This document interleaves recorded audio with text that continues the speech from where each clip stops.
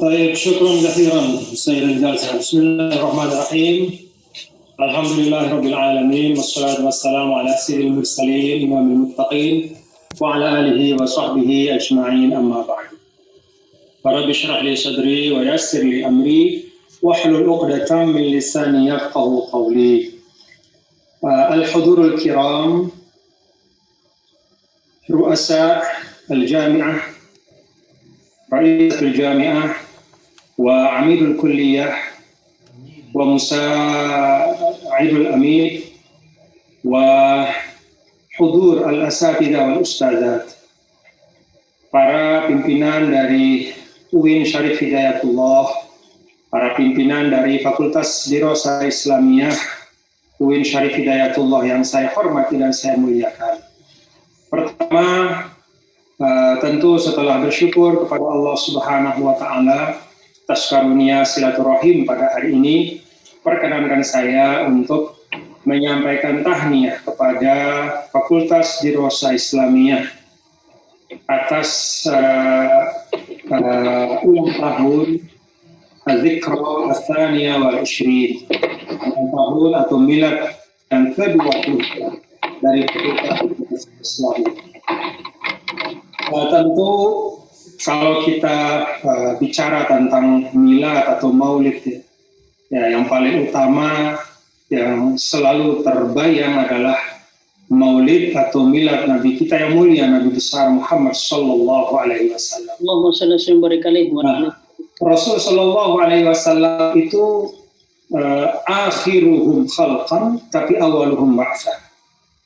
Beliau adalah khatamun nabiyyin tetapi juga sayyidul anbiya wal mursalin.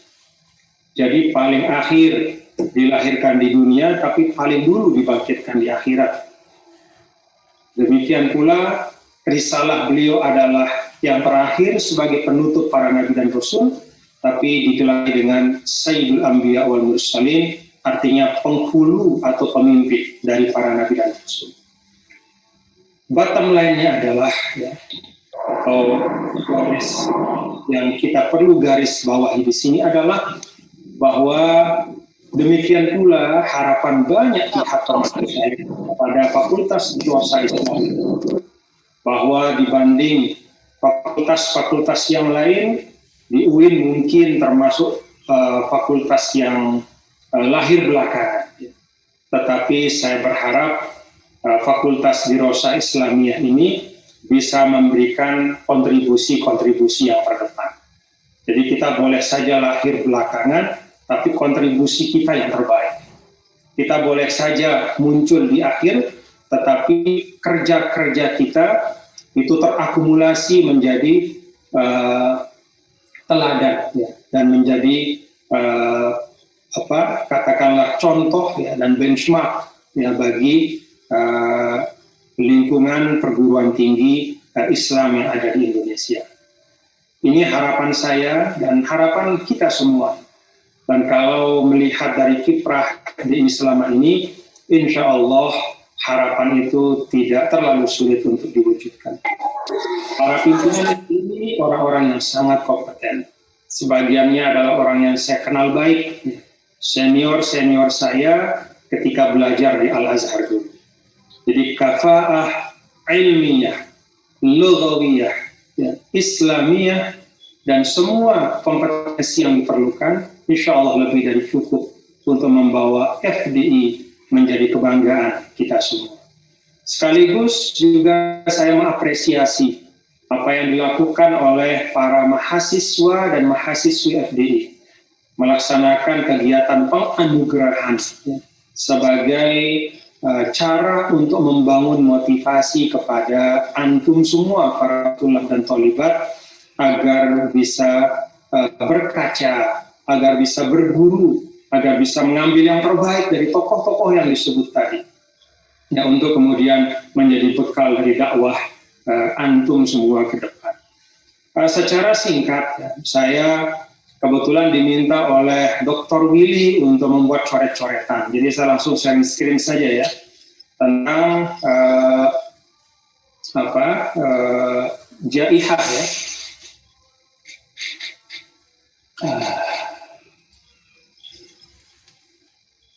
Ya, bisa dilihat ya. Nah, di sini saya menulis dakwah fi asril jaihah. Jadi dakwah syiar Islam dalam masa pandemi. Sebenarnya jaihah ini sudah pantas untuk kita jamakkan ya, bukan lagi jaihatun wahidah tapi jaihat ya. Karena prediksi dari banyak ahli bahwa pandemi itu tidak hanya sekarang tapi pada masa-masa yang akan datang itu akan ada pandemi-pandemi dan muncul lagi hal-hal yang seperti yang kita alami. Apa yang mesti kita lakukan? Kita lihat dalam posisi bagaimana dakwah ya dalam Islam. Jadi dakwah asyraful muhimmat. Ya. Dakwah itu adalah satu wazifah ya, atau satu muhimmah. Ya, muhimmah atau wazifah itu bisa dimaknakan sebagai fungsi ya, dan aktivitas ya. Saya tidak mengatakan pekerjaan. Ya. Jadi dakwah itu bukanlah ladang pekerjaan, tapi dia fungsi dan aktivitas. Karena itu siapapun itu punya kewajibannya untuk bergerak, ya, berdakwah sesuai dengan apa yang dia miliki. Mengapa disebut asyraful muhimmat? Ya, pertama, innaha muhimmah wa wazifatul anbiya wal mursalin. Sebagaimana dalam Yusuf 108, Qul hadhihi sabili ad'u ila Allah. Nabi menghasakan dakwah itu sebagai jalan, sebagai fungsi beliau, sebagai aktivitas beliau. Hadhihi ya, sabili. Inilah jalanku, yaitu dakwah. Apa itu? Ad'u ila Allah ala basiratin ana wa man ittaba'ani ila akhir al-ayat. Aku menyeru kepada Allah ala basirah ala ilmin wa fahmi, itu dengan kefahaman dan ilmu ya. Ana wa man ittaba'ani. Kemudian dakwah itu juga syarayan hayati Islam ya. Jadi istilahnya dakwah itu adalah aliran darah ya, dari Islam. Kalau kita analogkan Islam itu sebagai satu tubuh. Fala Islam bila dakwah. Tidak ada tubuh yang sehat tanpa aliran darah yang lancar ke seluruh dunia. Ini tergambar dari kebijakan Rasulullah SAW sejak awal-awal. Ketika Islam yang ada di Mekah, ketika Allah mulai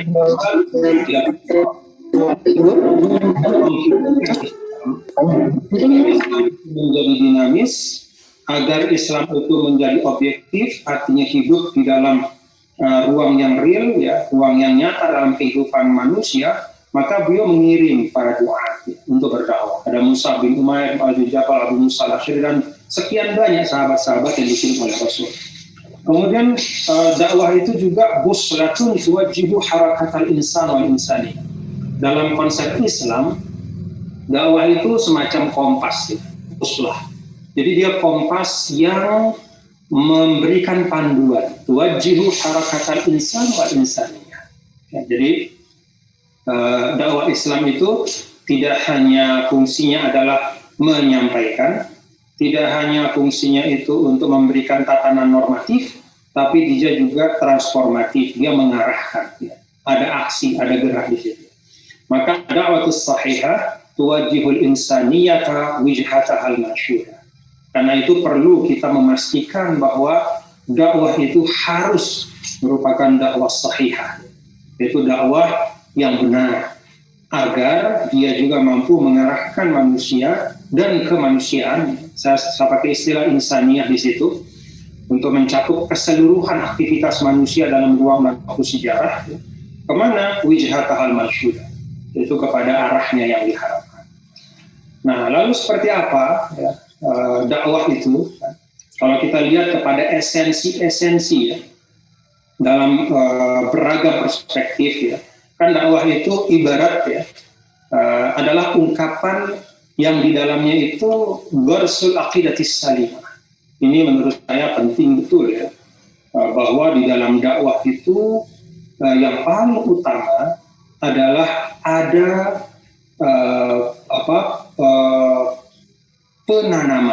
penanaman akidah yang benar, akidah yang bersih. Kalau kita bahasakan secara ringkas, aqidatul tauhid ya. Jadi tauhid ya, dalam makna yang difahami oleh mayoritas ulama Ahlus Sunnah wal Jamaah, Asy'ariyah, Maturidiyah, ya, itu hal yang utama di dalam dakwah. Jadi membangun dalam diri kita ini akidah yang lurus. Kemudian yang kedua, ta'limul ibadatis sahihah dalam makna ritual. Jadi dalam dakwah itu ada pengajaran. Ya. Jadi dakwah itu bukan hiburan tapi pengajaran. Ya. Memberikan pengetahuan, ya, baik itu kaman wa kaifan, ya, secara kualitatif maupun kuantitatif, ya, terhadap tuntunan atau ajaran ibadah dalam Islam itu. Lalu di situ juga ada ta'zizul ulum bin nafi'ah, bahwa dalam dakwah itu ada proses transformasi ilmu. Jadi dakwah itu adalah satu bagian yang disebut oleh para ulama sebagai pengilmuan Islam. Apa makna pengilmuan Islam? Jadi kalau kita melihat Islam sebagai ideologi, ya, katakanlah sebagai seperangkat katakanlah keyakinan, maka dia sifatnya eksklusif. Kan ideologi atau akidah itu sifatnya eksklusif, ya, tertutup, ya, ada dalam diri kita. Tapi kalau kita melihat Islam sebagai ilmu atau diistilahkan, maka Islam kemudian menjadi sesuatu yang terbuka. Nah, lalu kita bisa menghukum sistem keilmuan di situ berdasarkan Islam dari dakwah. Ta'zizul ulum, upaya pencerahan. Lalu kemudian yang keempat, at-tasalluq bil akhlaqil hamid. Dalam dakwah itu ada proses untuk memberitahu, lalu memampukan dan menghadirkan kemauan untuk kemudian terhadap nilai-nilai yang baik dalam kehidupan. Jadi dakwah itu tidak hanya verbal, tapi sesungguhnya mencakup keseluruhan, ya, aktivitas interaksi kita dalam kehidupan. Kemudian yang kelima, ini juga sebenarnya sudah ada sebelumnya, tapi saya sengaja buat khususkan karena ini terkait dengan bagaimana dakwah Islam dalam konteks masa sekarang, nasyrut tadammun wal ukhuwah. Dakwah itu juga mengandung esensi bagaimana menyebarkan solidaritas dan persaudaraan. Nah, di sini masuk ada ukhuwah insaniyahnya, ya, tentu islamiyahnya jelas, ya. Tapi di situ ada insaniyah, ya.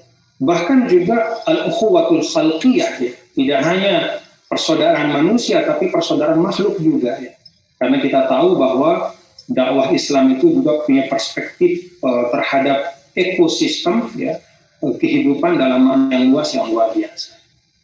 Nah, kemudian kita masuk, ya, dalam apa yang kita sebut sebagai asrul aulamah, ya, masa globalisasi, era globalisasi, warraqmiyah atau digitalisasi, wal jaihat. Ya. Nah, di sini saya sudah jamakkan di sini jaihat untuk mengantisipasi bahwa ke depan juga akan ada keadaan-keadaan yang tidak kalah rumitnya dibanding masa corona seperti ini. Nah, ada beberapa hal yang mengemuka dalam masa yang disebut dengan asrul aulamah warraqmiyah wal jaihat. Yang pertama, al-alamu asbaha qaryatan saghirah, bahwa alam ini menjadi satu tempat yang bentangan geografisnya itu sangat luas, tetapi bentangan pengetahuan, ya, komprehensifnya pengetahuan itu menjadi tempat yang sangat sempit. Kenapa? Karena al-video was-surah manqulatun fi thaniyah. Anda punya rekaman visual atau suara, ya, video, surah, dan segala macam rekaman-rekaman dan tayangan-tayangan itu bisa diakses oleh siapapun dalam hitungan detik, ya, dari seluruh penjuru dunia. Kemudian al-akhbar wal ahdath mutadawala bihurriyah. Peristiwa-peristiwa yang ada, ya, kalau pada masa yang lalu itu ada yang distilahkan dengan asimetris informasi. Jadi orang bisa mendapatkan untung dari informasi yang dia pegang, yang orang lain tidak miliki. Ya, dengan yang dia pegang itu, maka dia misalnya dalam aktivitas ekonomi, dia bisa memaksakan harga. Karena orang nggak tahu harga yang sebenarnya berapa. Tapi kalau sekarang tidak bisa. Kalau orang mau berbisnis dan mengembangkan bisnis model yang mengandalkan asimetris informasi, dia tidak akan bertahan lama. Lama-lama orang tahu bahwa barang yang dia jual itu ternyata di tempat lain dan harga pasarnya sekian, jauh di bawah yang dia jual. Maka orang akan meninggalkan dia. Jadi peristiwa-peristiwa ya, dan segala macam kejadian itu mutadawalah diperhia. Jadi diakses ya, dan dikonsumsi oleh siapapun yang secara bebas tanpa ada sekat. Dan yang menarik juga adalah dalam masa aula mahwarokmiyah ini, ternyata hal-hal yang kita bagi itu tidak hanya hal-hal yang sifatnya tangible, yang kasat mata, tapi bahkan al-ahzan wal afrah baina syu'ub juga mutaqasimah. Jadi emosi itu juga menjadi sesuatu yang bisa kolektif. Ada kejadian entah di mana gitu jauh sekali, karena kita bisa mengakses videonya, sesuatu yang menyedihkan. Misalnya ada kecelakaan, ada musibah, orang kemudian hanyut, jauh kita nggak tahu ribuan kilo. Tapi di sini kita bisa merasakan emosi yang sama. Jadi hatta ya, jadi al-ahzan wal afrah, asy-syu'ur ya, bainan nas itu juga mutakhasan. Jadi dia terbagi, bisa didapatkan oleh semua. Ya. Artinya tidak ada sekat lagi. Ya. Jadi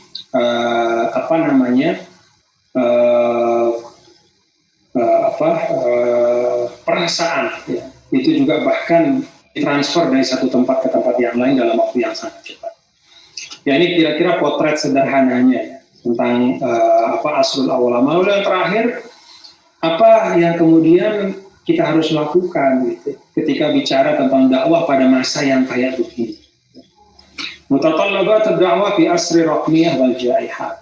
Jika digitalisasi itu sudah menjadi sesuatu yang primer, katakanlah kalau sulamul tangga piramida kebutuhan manusia itu kan dulu dibagi itu oleh Abraham Maslow atau siapa namanya. Mungkin sekarang itu kebutuhan internet itu sudah menjadi tempat yang sangat primer. Lalu apa yang diperlukan ketika kita berdakwah pada masa seperti ini? Yang pertama, ini menurut saya penting ya, al-iltizam bisawabit ya. Jadi masa bisa berubah ya dengan sangat dinamis ya. Penemuan-penemuan teknologi juga hari demi hari itu terus berkelimpahan ya, datang ke rumah-rumah kita, ke smartphone kita dan seterusnya. Tetapi ada hal-hal yang juga harus tetap kita jaga dan menjadi esensi dari dakwah kita. Apa asawabit itu? Asawabit itu secara sederhana ya usulul aqidah wal ibadah wal akhlak. Hal-hal yang pokok ya dari akidah, ritual ibadah dan dari akhlak. Ya kalau kita bicara usulul aqidah itu secara sederhana rukun iman ya, dan hal-hal yang paling pokok di situ. Lalu usul ibadah itu ya rukun Islam dan hal-hal yang diijmakan oleh para ulama terkait dengan ritual-ritual. Lalu usul akhlak ya nilai-nilai yang mengatur interaksi kita seperti kejujuran, amanah, kemudian al-itqan, kesungguhan dan kesungguhan yang memang merupakan bagian yang mendasar ya di dalam tatanan nilai sosial kita. Ini harus ada iltizam dalam situasi apapun. Yang kedua, menurut saya intihajul khitabil ba'ith 'alal amal wal ibti'adu 'anil khitabil taisi. Jadi diskursus ya atau katakanlah dakwah kita itu harus mengembangkan al-khitab al-ba'ith 'alal amal, yaitu wacana keislaman yang membangun optimisme. Jadi pada masa jaihah ya, kita tahu jaihah ini kan lekat dengan duka dan lara, ya. Dekat dengan penderitaan. Nah, Islam mengajarkan kalau ulama ahli tasawuf itu kalau fi halatid dharra kita perlu taglibur raja ala khauf. Jadi pada masa-masa seperti pandemi ini maka yang perlu didahulukan itu adalah ar-raja ala khauf. Jadi memberikan optimisme, ya, memberikan ruang harapan, membangun harapan masa depan yang baik. Nah, ini perlu terwujud di dalam narasi-narasi dakwah kita, baik itu verbal maupun non-verbal. Jadi saya minta kepada Ananda, ya, para tulab tholibat, para mahasiswa FDI, itu dirumuskan al-khitabul ba'its alal amal itu kayak apa. Jadi Mohon maaf ya, kalau jangan orang lagi susah pada asrul jaihat, lalu yang dikedepankan adalah misalnya asar-asar yang semakin membuat orang putus harapan, gitu. Yang semakin membuat orang kehilangan pegangan. Mari bangun optimisme di dalam dakwah kita, khususnya pada masa jahiliyah. Wal ibtiad anil khitab tayyisi. Jadi yang jangan sampai membangun al-ya'su atau keputusasaan. Lalu yang ketiga, menurut saya penting juga di dalam masa al-aulamah wal jaihat ini izharul qiyam al-insaniyah al-mawjudati fil Islam kaniqatil iltiqaq ma'al umam wal adyan. Jadi perlu di dalam di dalam membangun narasi dakwah, aktivitas dakwah itu untuk mengelaborasi, ya, memunculkan, menghadirkan, ya, memperkuat, ya, nilai-nilai kemanusiaan yang memang ada secara inheren di dalam ajaran Islam. Kalau kita mau bicara tentang al-dinul insani, al-Islam wa dinul insani, karena memang ditujukan untuk kemaslahatan umat manusia. Nah, kenapa ini perlu? Ya, karena dakwah kita itu kan ada di dalam ruang dan waktu. Nah, dalam ruang itu salah satu yang menjadi hal atau fakta, sesuatu yang faktual adalah kita memiliki heterogenitas yang sangat tinggi. Tidak usah bicara secara global, cukup bicara tentang Indonesia saja. Di Indonesia ini demikian banyak budaya yang berkembang di tengah masyarakat. Demikian banyak juga agama-agama. Agama besar di dunia ini semuanya ada di Indonesia. Nah, agama-agama, kemudian budaya-budaya ini kan punya nilai-nilai universal.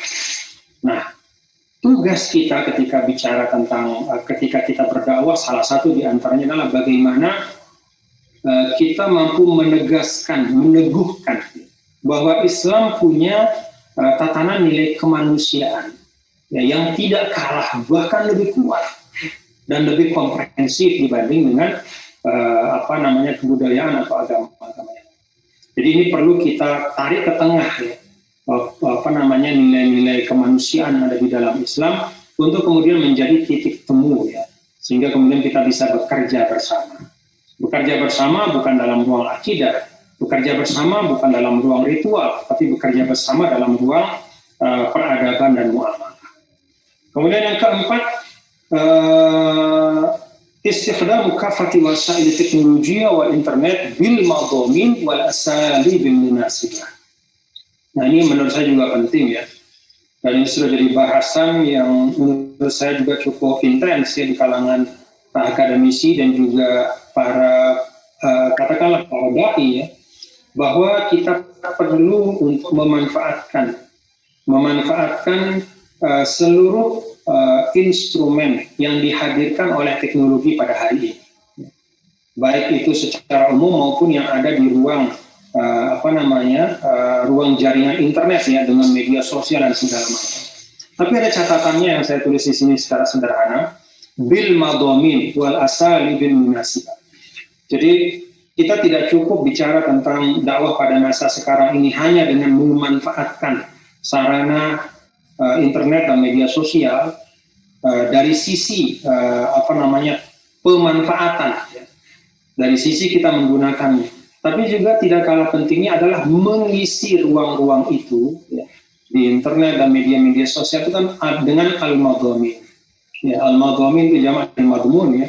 Jadi esensi-esensi yang disampaikan itu tidak kalah pentingnya.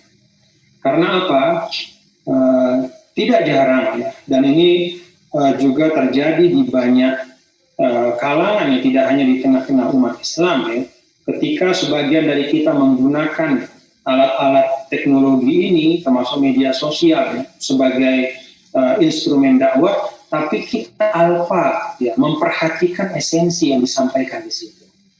Bahkan tidak jarang, ya, menggunakan media sosial tapi dengan esensi yang membangun ekstremisme atau tatarruf, ya.